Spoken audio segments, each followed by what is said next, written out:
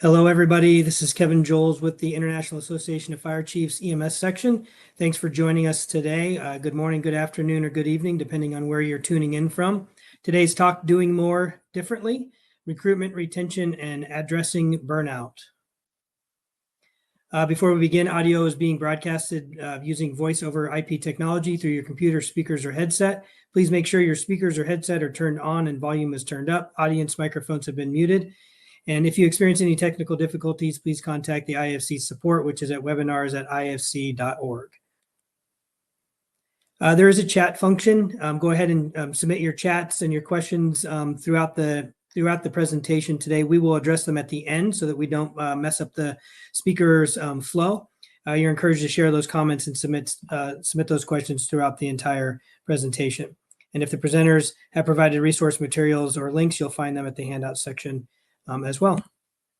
Some upcoming IFC sponsored events, remainder of this year, November 14th through the 17th is VCOS Symposium in the Sun, Clearwater, Florida, a great place to be in November.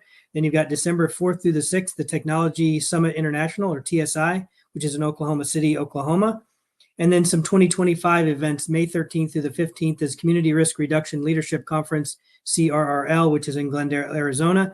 And then I'm going to give a shameless plug for the Fire Rescue Med, which will be hosted again May 5th through the 7th at the Orleans Hotel in Vegas, which will be soon announced, and registration will be launched soon.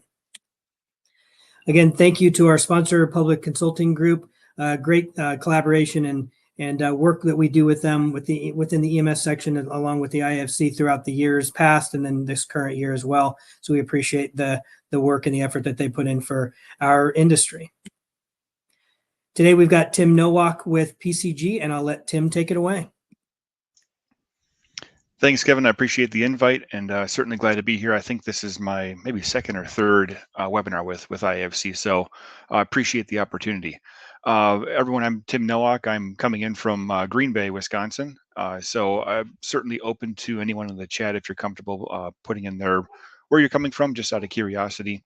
Been in the fire and EMS industry for a bit over 20 years now, throughout the country, actually, not only in Wisconsin, but in Minnesota, Colorado, Florida, and then back to Wisconsin. So making a 5,000 mile triangle across the country, and actually end up pretty much right back where I came from. But I enjoy the consulting world and enjoyed being a firefighter and a paramedic and chief officer throughout my time. But look forward to these opportunities, and especially having a chance to chat with all of you about some of the different topics that are addressing everyone and impacting everyone throughout the country and the industry. So for the sake of bandwidth, I'm going to pop off my camera here just to save on that, and we'll keep going from there. So if there's any issues with hearing, let me know. Otherwise, we'll keep going. And certainly, by all means, if there's questions, pop it into the chat as we go. I want to try to monitor it, but I know some of the folks behind the scenes are watching them as well. So if I don't get to it right away, they may chime in. Otherwise, we'll get to this toward the end too.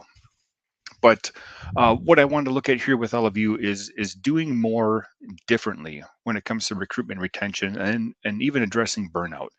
This is certainly a hot topic item within fire and EMS, career, volunteer, everything in between, and any sort of hybrid modeling of the sort.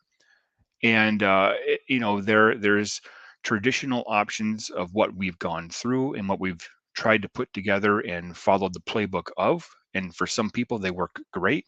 Keep doing them, might as well.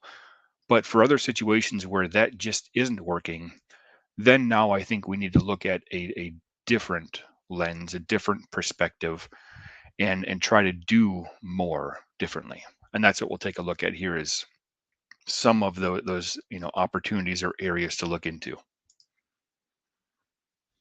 So now a point of clarity, and just to give you some context behind what I'm framing these words and phrases as. Recruitment, is essentially referring to getting them in. We need to get them in. So we need to get people. That's recruitment. We want to get them to stay. Also a need. But then we also want to try to help them want to stay. So we need them. We want them to stay. We need them to stay. We want to help them stay, build that decision on their standpoint too. So that's kind of the frame of mind I'm looking at with using these different terms throughout this presentation. So much like the introduction of this presentation had, floating around, is what you're doing to address the workforce, the volunteerism, are all those challenges, are they being addressed? Are they working? If they are, again, great. Keep doing that. Like, it makes total sense. If it's not broken, then you don't need to fix it. However, if you're at that point where those traditional options aren't working, now you're at a spot where you do need to do things differently. And on top of that, arguably do more to try to make up for that lost time. And that's where I want to shift some focus today. So we'll look at those traditional resources. We'll discuss some techniques to uncover root causes for challenges with recruitment, retention, burnout, and then also focus some attention towards some proactive, mitigation to address it and help you guys going forward. So, with that being said, what you've been doing in the past, you very well may have to just throw it out the window. Again, if it's working, let's keep going with it. Let's build upon it. Let's expand it and enhance it. But if it's not working, you may very well have to just throw your plan out the window and start over or start differently based off of that. So, hopefully, some of the discussion today and the tools, will help to give you some framework to go off of. And again, by all means, this approach may not be for everyone because, again, we are going to be looking at things from a different lens, a different perspective. And so, if what you've been doing is working, I would encourage you to keep going with that, try to build upon it, enhance it. If that has not been working, though, then this presentation very well may be for you. And again, one size may not fit all for everyone with it. And some of what we talk about may even be a little bit uncomfortable for some people too. So speaking of being uncomfortable, we've got pressures as chief officers, as administrators, directors, whatever the title would be. There's pressures all throughout the industry, and some of them are dealing with the generational differences and perceptions there, careers versus volunteerism, and then hybrid combinations, minimum requirements. What do we maintain? What's the impact of OSHA going to be? What do we keep this? Do we add on? What is the market showing? Politics, of course, creeped its head into here, and bureaucracy and red tape. There's always competition with wages and benefits, timelines, competition with neighbors, you name it. So these are common pressures. These are all real. Totally recognize them. This is what we as chief officers have to deal with and navigate when we're talking about recruitment, retention, and addressing the burnout. So yes, we're going to try to tackle each of these in a different light, hopefully today. So all of those, like we just talked about, what I think is oftentimes not focused on or isn't fully dug into is that all of those things we saw were certainly challenges and problems, but they weren't or may not be root causes. And that's where I think we need to start turning our attention toward. Again, if the other things are working for you, if the traditional route is working, then you might be onto something already. But if it's not, and you need to shift course and do things differently, I would really encourage you to start looking at the root cause of why these things are happening or why you're not getting the result or return on investment that you're shooting for, and dig into that root cause. And that's what we'll look at here. So by all means, the traditional methods, doing web searches, looking at the HR and recruiting industry to see what they're doing or any best practices that could be applied. Resources from U.S. Fire Administration. We'll dig into that coming up here because there's some great traditional options. Any past practices as well. What you've been doing. If it's working and it's not broken, then keep doing it. Just see if you need to enhance it. Maybe it just needs a little bit more glitter. Your neighbors as well, or your competitors. What are they doing? So, start here. And again, if you're at that point where you've already gone through this, you've exhausted that list, then we'll look at some things differently. So outlined at least by U.S. Fire Administration, again, this is a great resource and a great starting point, very traditional and common methods for us to look at. And I think they apply not only for, even though the document talks about volunteer, They apply very much so for career and non-volunteer departments too. There certainly is challenges. There are challenges that exist related to the changing face of volunteerism, the aging volunteerism, training demands, admin expectations, work-life and volunteer balance. All of these are absolutely real. And so trying to, yes, traditionally address them is an important part. How can you as a department build in some safeguards or promote some areas, build the camaraderie, provide an environment that someone might be, kind of looking for or yearning for that maybe they don't get in their full-time job, but are able to get through, the I don't want to say club, but through the at least the social environment that can exist within your department and the culture. Uh, these are absolutely all critical challenges, certainly deserve attention, and hopefully are things that you are actively looking at and addressing. So a great starting point for a resource. Even within here, looking at some recruitment strategies, and we'll break down a couple of them. Membership requirements always comes up as one of them, especially on the volunteer side. And there's varied initial ones, reciprocity issues, maintenance of the credentialing or requirements, and I'll pose two questions for you here, which would be one kind of on the the pro and the con side of things. Can or should you budge on those requirements? If you had traditionally required X plus one plus two in the past, well, can you get rid of number two? And can and should could be two totally different options. So questioning whether or not you should be doing that is a valid thing. uh, for fire departments that required associate degrees for firefighters, uh, yeah, on paper sounds wonderful and like you'll get the most qualified type of candidate. However, you may not get the quantity of candidates that you are looking for or desire. And so, should you lower that requirement? And that I think is going to vary for each department and each location. But those are the questions you need to ask.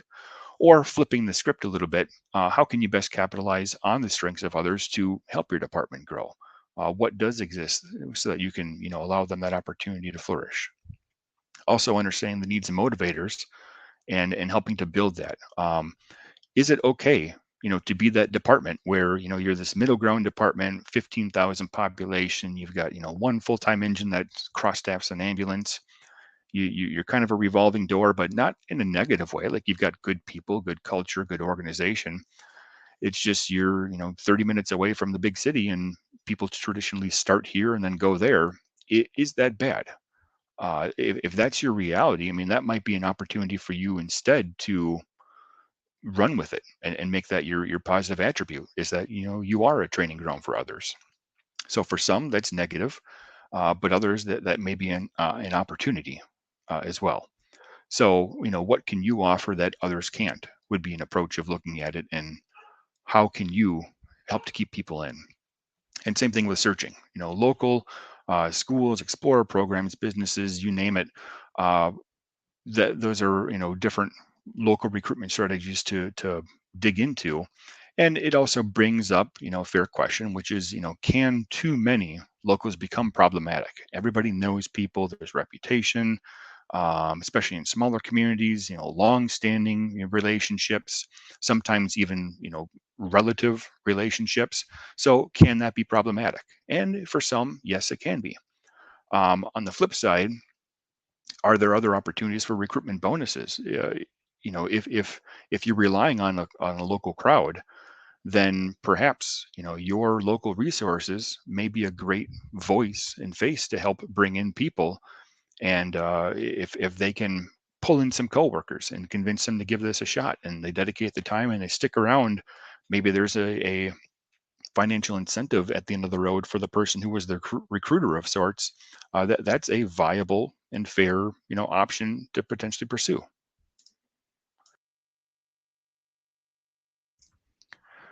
So here, at least, putting a little humor into this, at least, looking at some different quotes related to marketing and trying to tie it in at least to marketing.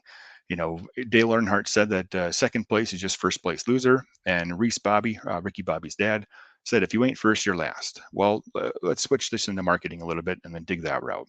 I'm saying that if you ain't marketing, then you're losing. and your department, what's the brand, what's the image, what's the message, and where and how do you communicate that? And these are key things. I think that if you are not capitalizing on this now, then you're losing. You're behind the curve, and you really need to focus some attention here to make sure that what you've got is a positive image, positive brand, and one that is recognizable, especially locally if you're relying on local people.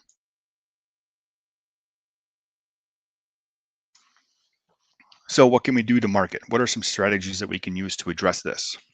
For one, I think that being real goes a long way.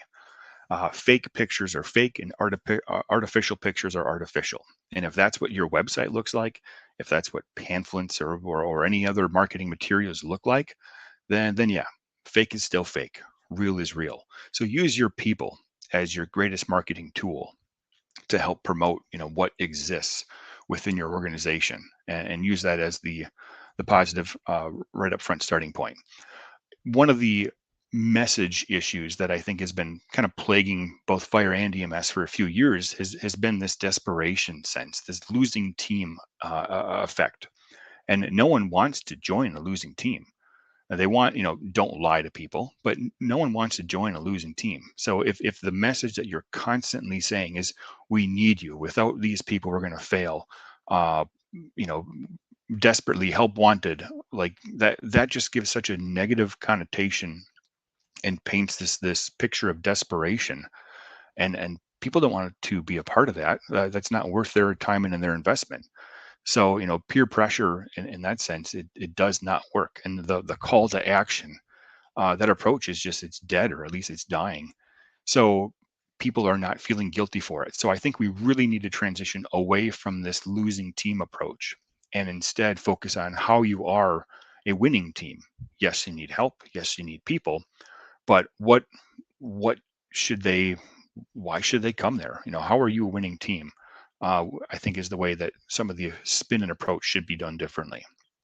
And proving your worth is part of that. Using your data to support your context, and show what your demand is, what your need is, and what your benefit. Use some of the numbers to help show that and articulate what your message is. And if they don't know that you're even looking for that matter, and you've got no clear picture, outline, brand, message, communication platform, anything, then they won't apply. So use, one of your greatest assets, which is just quite honestly that big red truck. Everybody likes it. So use your big red truck to kind of help spark some of the discussion.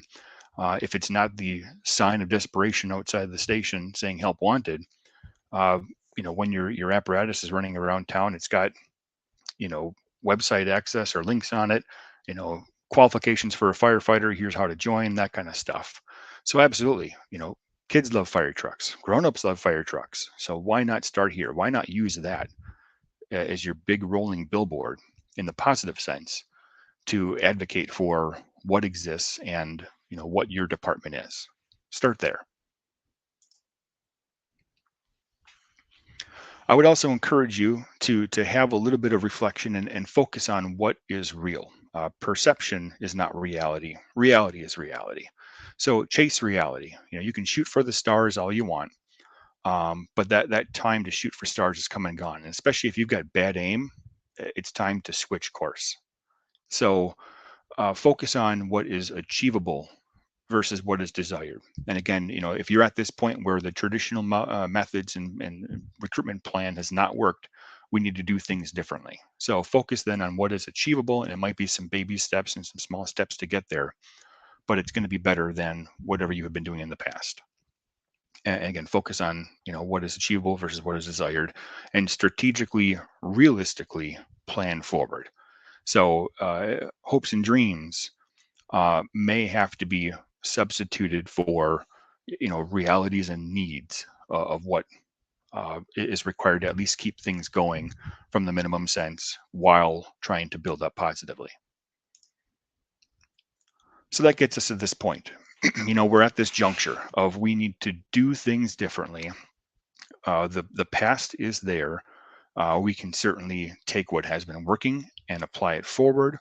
But if the traditional routes, or if any other methods for that matter, have not been working in the past, Now we need to do things differently and start digging into those root causes of what is going to shore up our system, shore up our department or agency.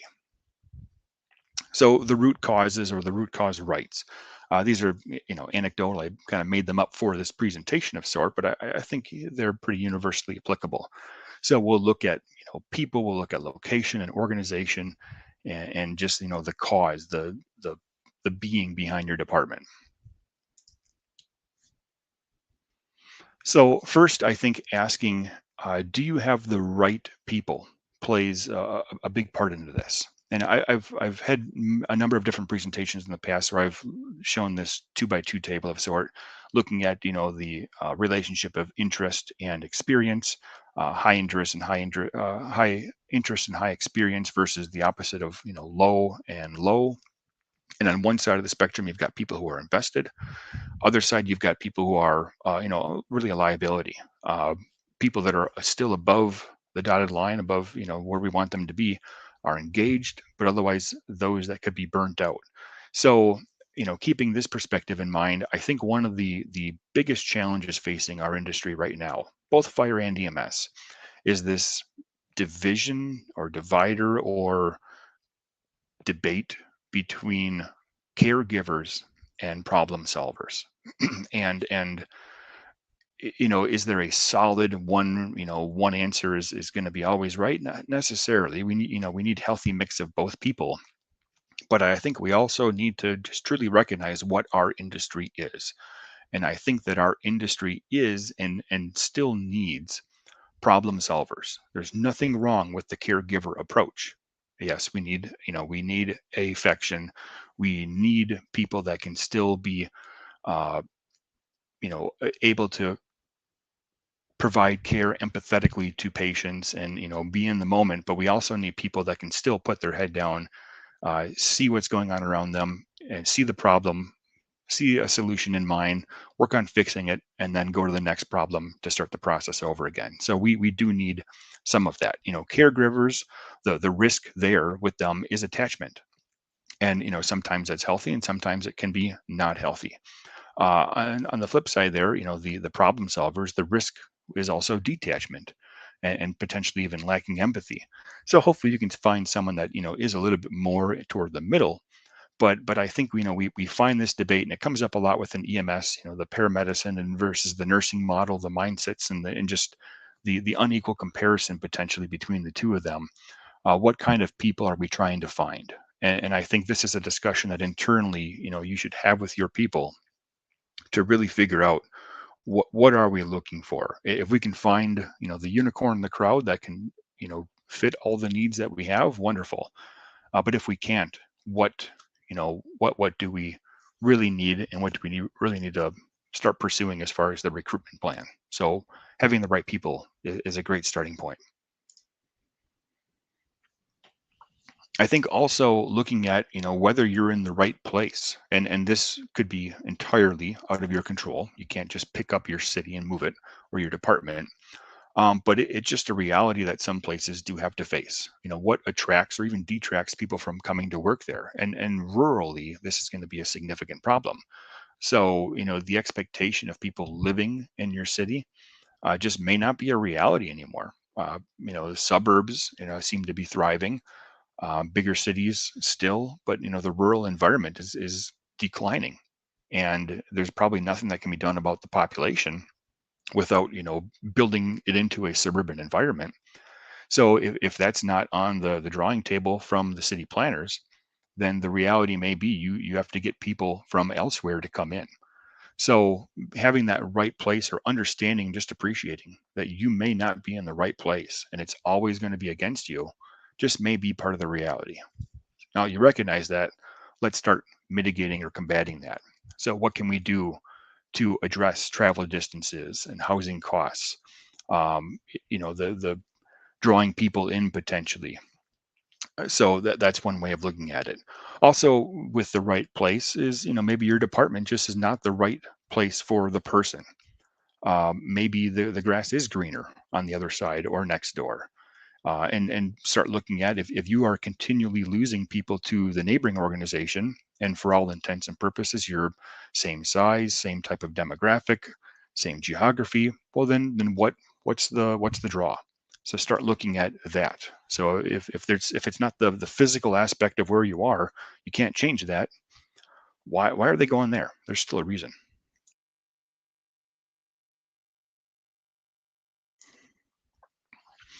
And tying into this, I think, what do you expect of your people? What do you make them work?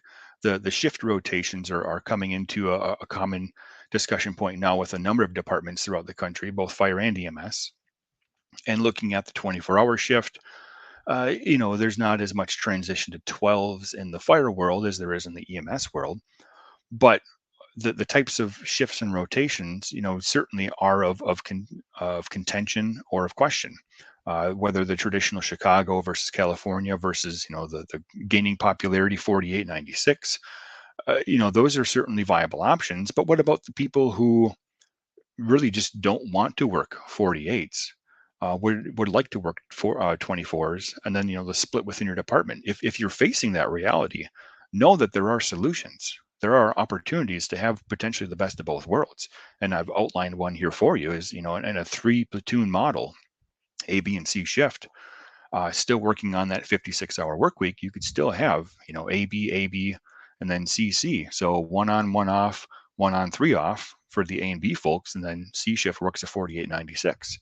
That reality is there. It can work, and that way you don't have to risk losing people because they don't want to work 48s, or same thing of risk losing people who don't want to work 24s and want to work 48s. Keep the option there. So if you're on the fence and you're exploring this within your department, look at the hybrid options. It's a possibility. Even transitioning toward a 42-hour work week, so integrating in a fourth shift, a D shift, or a fourth platoon, this is an option. There's challenges here. Of course, there's more FTEs that are required, but this is starting to happen. So one thing I would say is kind of as a word of discussion from chief to chief, would be that if you're saying, if your narrative between switching to one schedule or the other is that, oh, our people are so busy that they need more days off, we need to switch to a fourth shift so they can have 1 on, 3 off. I guess I would say my challenge to you is that if you're so busy that people are being awake all throughout the night and you need to have a fourth shift now, I would question, should you be working 24-hour shifts, period? Because if you're so busy that people are awake, that's not going to change.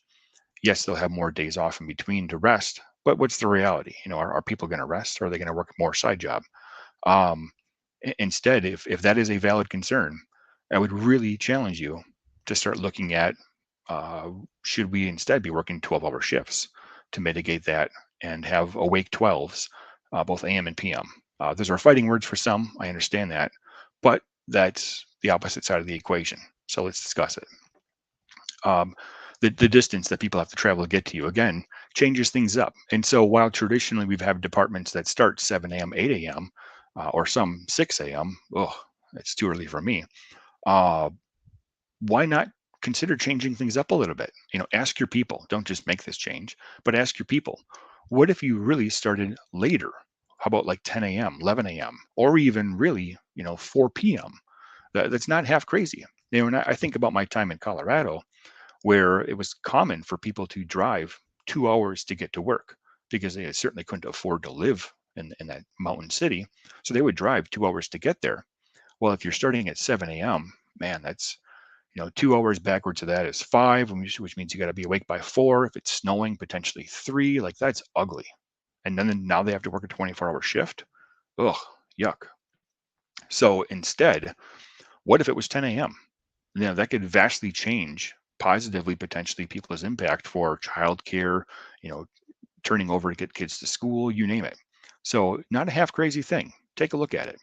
Or even, 4 p.m. could potentially be an option.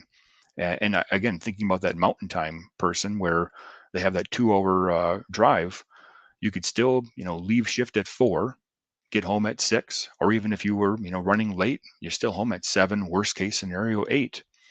but then now you don't have to be back until 4 p.m. the next day. Like that, you could still have a productive daytime, sleep at home, and then truly sleep. This is not half crazy. So the expectation, of course, would be that you didn't put in an 8-hour day at your part-time job, and then are now coming to work and potentially working through the night. That's the risk. But if we're trying to do things differently, here's some options, and they're not half crazy, and they're very feasible, and they won't cost you anything.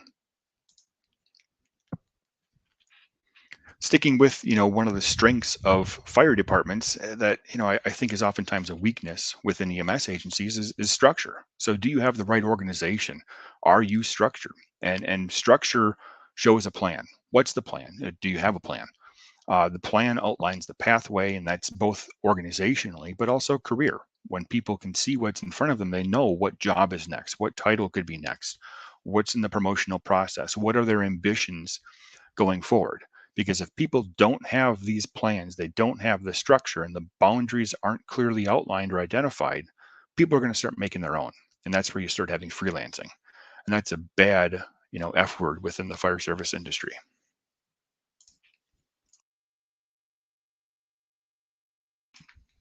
Something else that's kind of a hard truth relating to the right people that I think we need to look at is, are we holding on to the wrong people, and wrong people in the positive sense and negative sense? So, not everyone should or needs to stay with your department.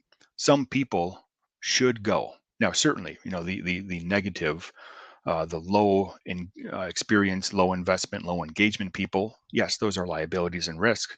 Perhaps they're the toxicity that are bringing your department down. So it may be time for them to go and find success elsewhere.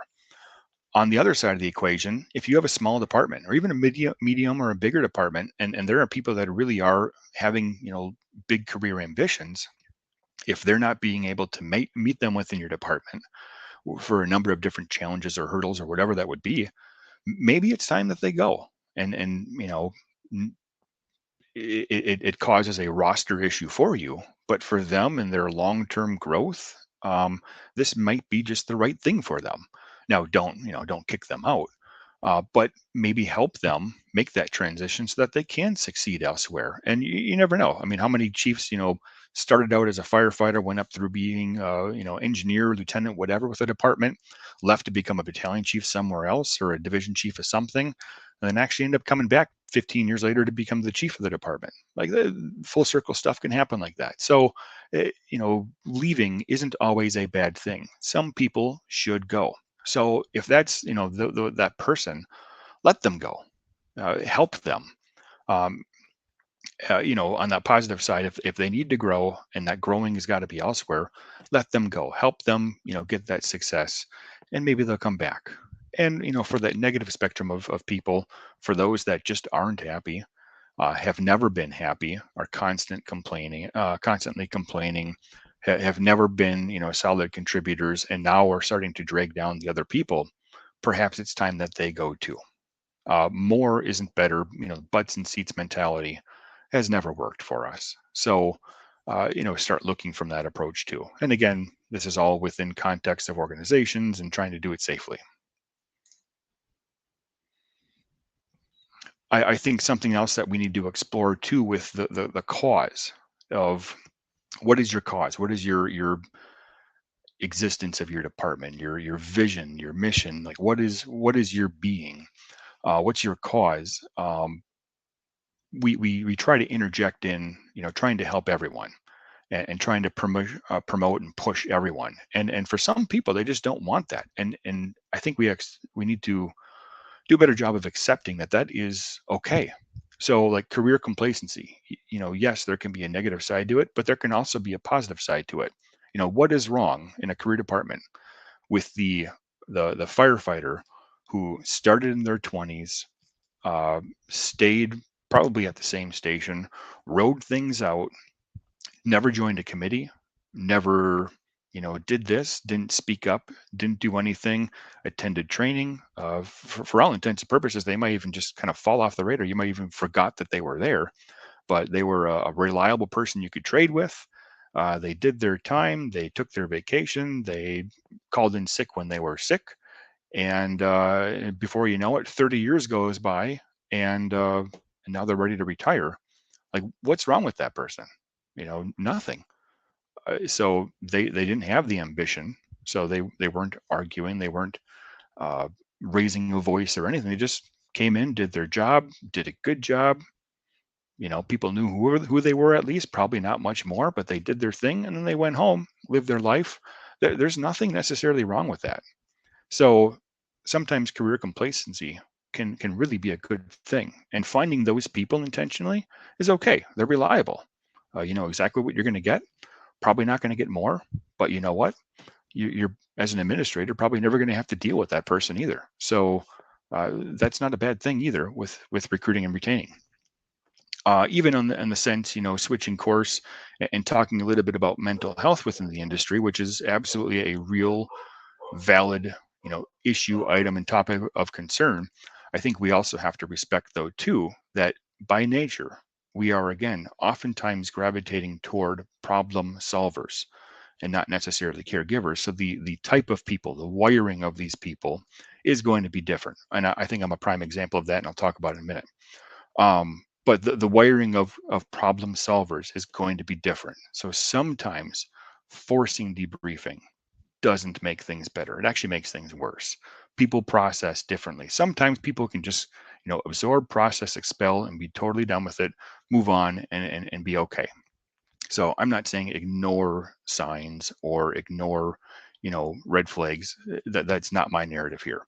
But I'm saying that for those that this is their thing, this is how they do things, we have to also, I think, accept that is part of reality of our industry.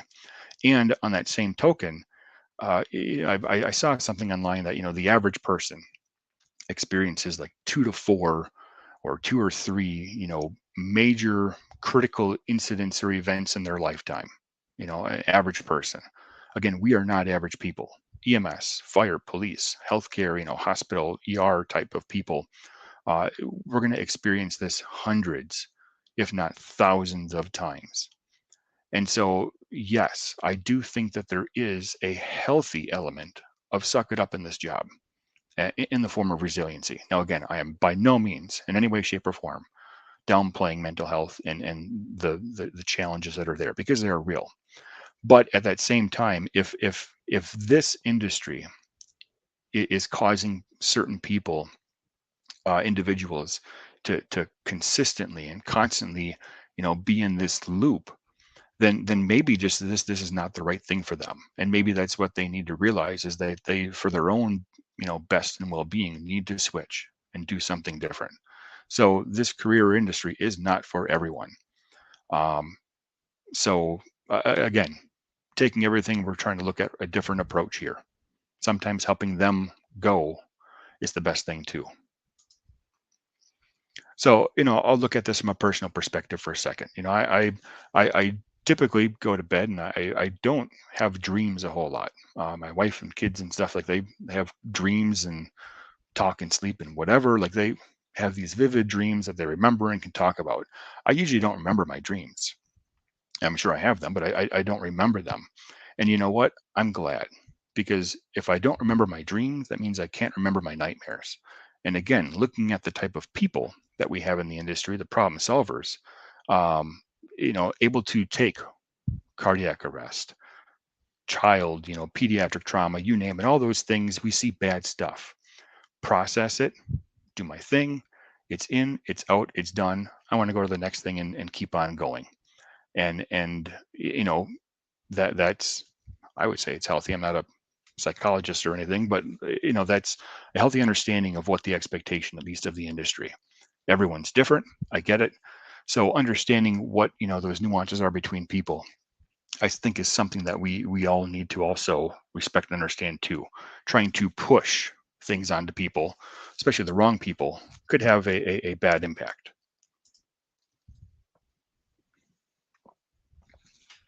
One of the final directions I want to take a look at here, which could be also a bit vulnerable for people, is taking an internal reflection of yourself. And this certainly comes into play, within recruitment, retention, and burnout in the industry. But taking a look at yourself, and I'm talking about, you listening as the chief, officer, whatever it would be, the manager, whatever your title might be, looking at yourself within the organization, and really asking the question, are you the right fit?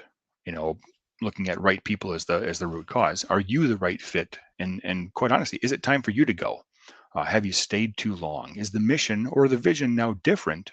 And it's time for you to, go someplace else where you best align with it. And nothing's wrong with that. Is the culture different? Have things changed to where this department is no longer what it was? And so is it time for you to go so that you can have success elsewhere? Or on the flip side of that, as the chief, have you been a part of that culture shift and change? And for some, positive, but for others, it could be negative. So absolutely, this is a self-reflection that if you're hemorrhaging people, I beg you to take a look at this and ask, are you the common denominator in the equation here? And from another sense here, have you also halted or stalled the progress of others? And I think back to uh, some departments I've worked at in the past, and you could see the upward mobility of a few people.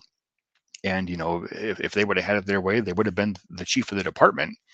But there's only one chief at a time, and with a 5-year lifespan.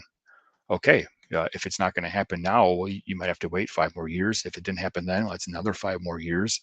So, so for them, the promotion of others halted or stalled their own progress. So it was time for them to go, so that they could, get to where their end result is. So again, it's not always negative, and rightfully so, given the time and the climate that we're in. I think a very valid question too is your organization right? Should your department exist? And I think that's a very, very valid question.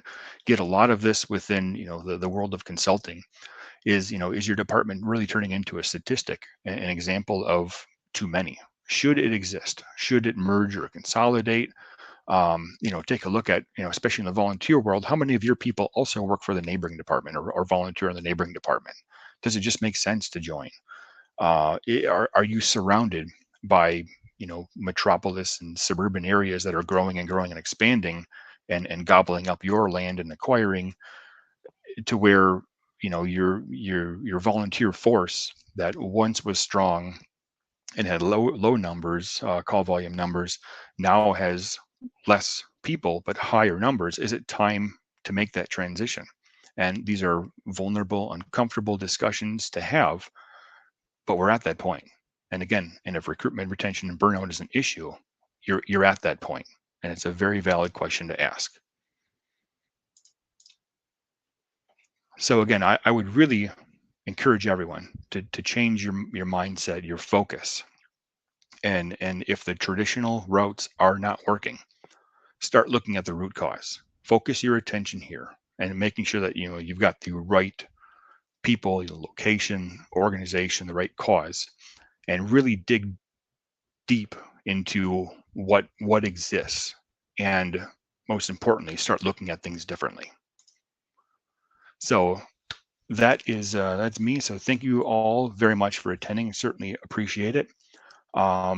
Here's my contact information, and a little bit of information about what I do and we do at Public Consulting Group. Certainly any questions that you have, I'll take a look at the chat and gladly answer anything that I can. But otherwise, thank you again. Appreciate your attendance.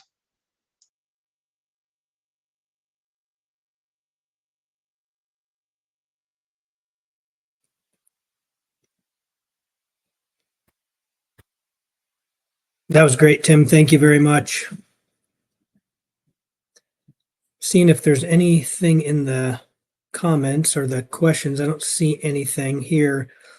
I don't necessarily know there was a comment or as much, but do you have, with some of your questioning and just your research on doing this, putting this presentation together, did you find anybody involved in studies? There's been several opportunities here in the immediate Kansas City area where there's folks that are getting involved in a lot of studies to enhance better sleep.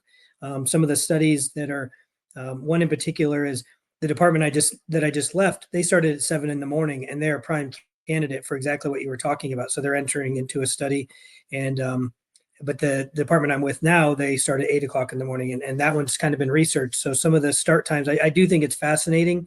It made me think. I'm sure some of the listeners are like, start at 10 o'clock in the morning. Like, what are you talking about? But if there's a good balance of being at home to be able to take your kids to school, because you start at 10. The next day when you get off, you wouldn't be able to take them, but at least you have the opportunity to take them, because when you're starting at 8 o'clock in the morning, you're never able to take them. You got to be at work. And so giving 50% of an opportunity to see your kids off to school, I think that's a huge benefit, by just a simple tweak. And why start at 10 in the morning when you could start at 2 p.m.? That's what my daughter would say. She's a teenage girl. She could wake up at noon every day and go to work at 2.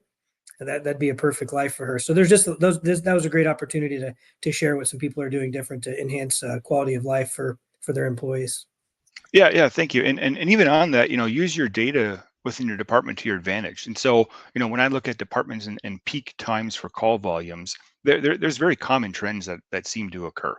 And departments either have like a 12-hour peak that starts at about 8 a.m. There's a noticeable difference between 7 a.m. to 8 a.m.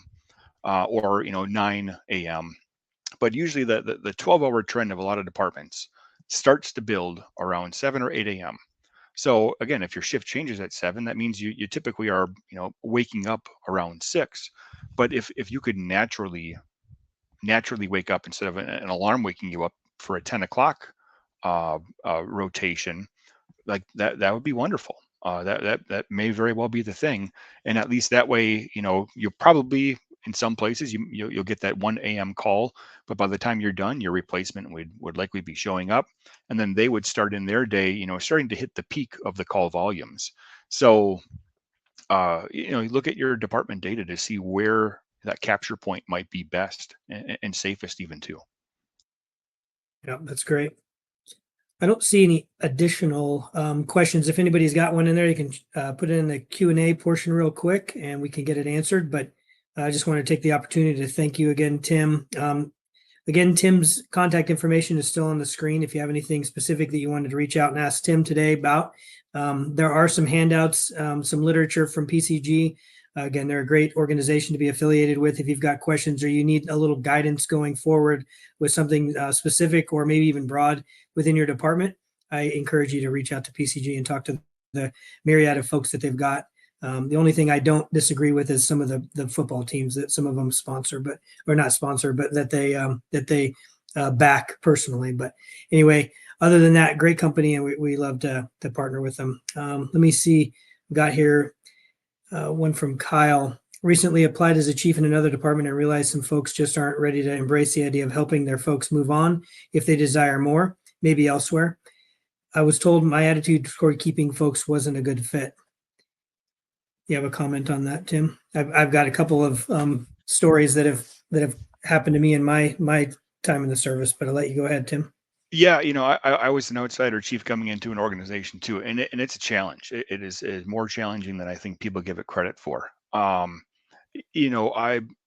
starting with communication is always, the right starting point to make sure that you know did you as a chief come in and kind of railroad things, and sometimes like that needs to happen, and by all means, sometimes that is the approach of things are so sideways messed up that this department just needs to get fixed now because it is off rail and it's going in a bad path.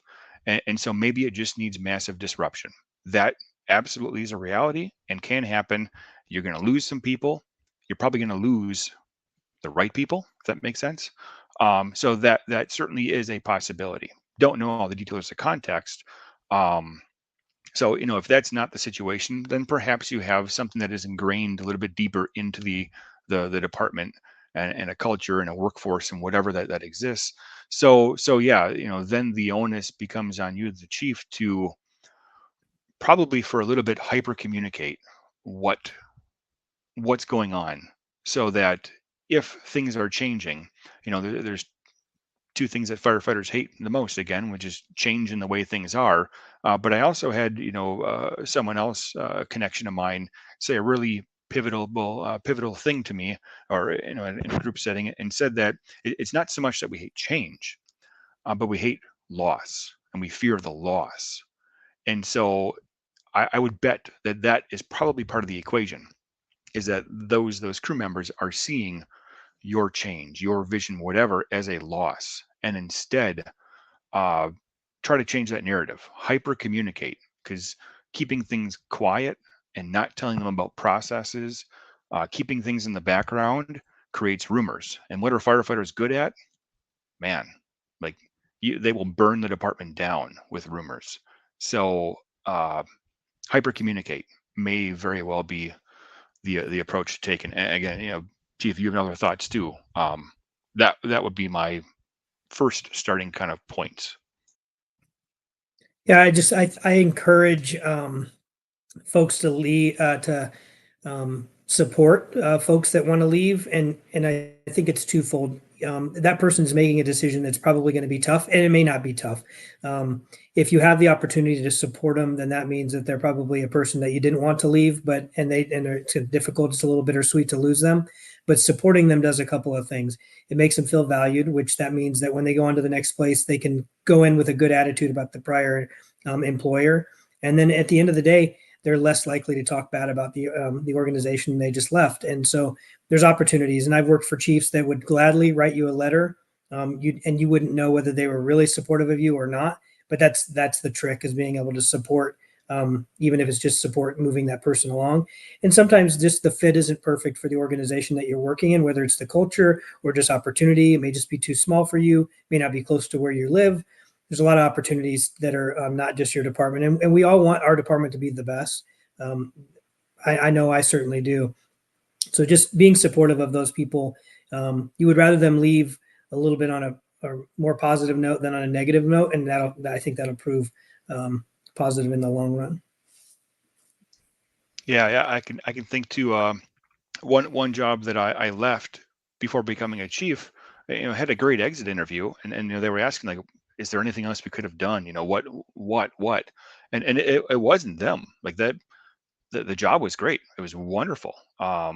It just, was one where I got to the top of my S curve, and there was no more potential. There was no more up. And I'm young enough that it was an opportunity to make a transition and try to strive for the next, because waiting for the succession plan, to happen just was a big unknown, and would have been years. I didn't want to wait that long. So yeah, for some people, you're going to lose some good people. But I got nothing bad to say. Like I keep in contact with my old bosses there. Like solid job, solid place. I'd recommend it for anyone. Yeah, the value in not burning a bridge, I believe. So, well, again, thanks, Tim. We appreciate it. Hope everybody has a great rest of their day, their evening, or their morning, wherever, like we said, where you're coming from. And hope to see you next time. Have a great day. Thank you.